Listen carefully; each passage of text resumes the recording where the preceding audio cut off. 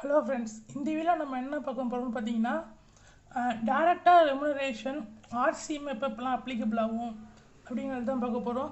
வாங்க வீடியோக்குள்ளே போகலாம். ஃபஸ்ட்டு எடுத்தோடனே பார்த்தீங்கன்னா டைரக்டாக ரெமுனரேஷனுக்கு ரெண்டு சுச்சுவேஷன் இருக்குது.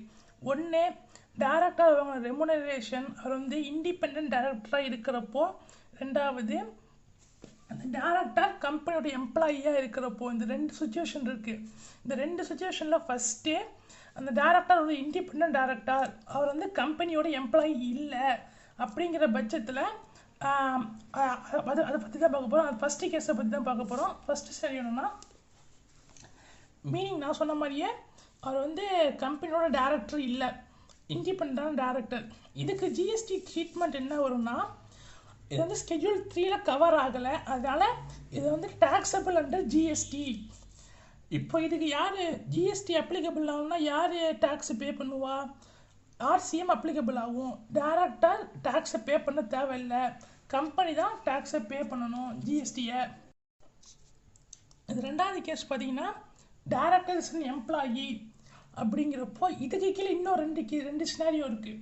ஃபஸ்ட்டு சினாரியோ என்னென்னா, ரெமுனரேஷன் ட்ரீட்டட் ஆஸ் சேலரி அப்படிங்கிற பட்சத்தில் ரெண்டு கண்டிஷன் என்னென்னா, record salary in the books of accounts. கம்பெனியோட புக்ஸ் ஆஃப் அக்கௌண்ட்ஸில் டேரக்டருக்கு கொடுத்த ரெமுனரேஷன் சேலரியாக ரெக்கார்ட் பண்ணப்பட்டிருக்கணும்.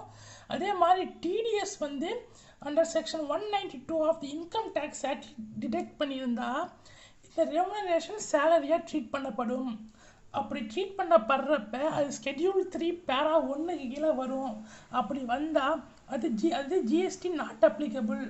அது வந்து நாட் அ சப்ளை அப்படின்னு ஆகிடும். அதனால் இதுக்கு ஜிஎஸ்டியே பே பண்ண தேவையில்லை, அதனால் ஆர்சிஎம்மும் தேவையில்லை, யாருமே டேக்ஸ் பே பண்ண தேவையில்லை. இதில் ரெண்டாவது கேஸ் என்னென்னா, இப்போது remuneration treated as professional fees.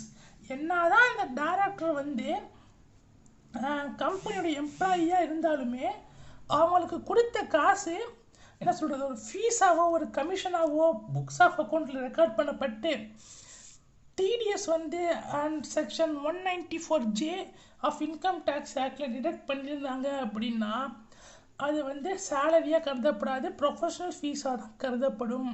அப்படி ப்ரொஃபஷனல் ஃபீஸாக கருதப்படும் போது அது சப்ளை ஆஃப் சர்வீஸாக தான் ட்ரீட் பண்ணப்படும், சப்ளை ஜிஎஸ்டி அப்ளிகபிள் ஆகும்.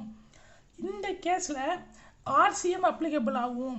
ஏன்னா இந்த அந்த கம்பெனி தான் ஆர்சிஎம்மில் டேக்ஸை பே பண்ணணும்,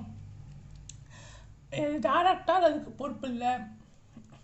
இதான் இந்த வீடியோ பிடிச்சிருந்துச்சுன்னா லைக் பண்ணுங்கள், கமெண்ட் பண்ணுங்கள், ஷேர் பண்ணுங்கள், நம்ம சேனலுக்கு சப்ஸ்கிரைப் பண்ணுங்கள்.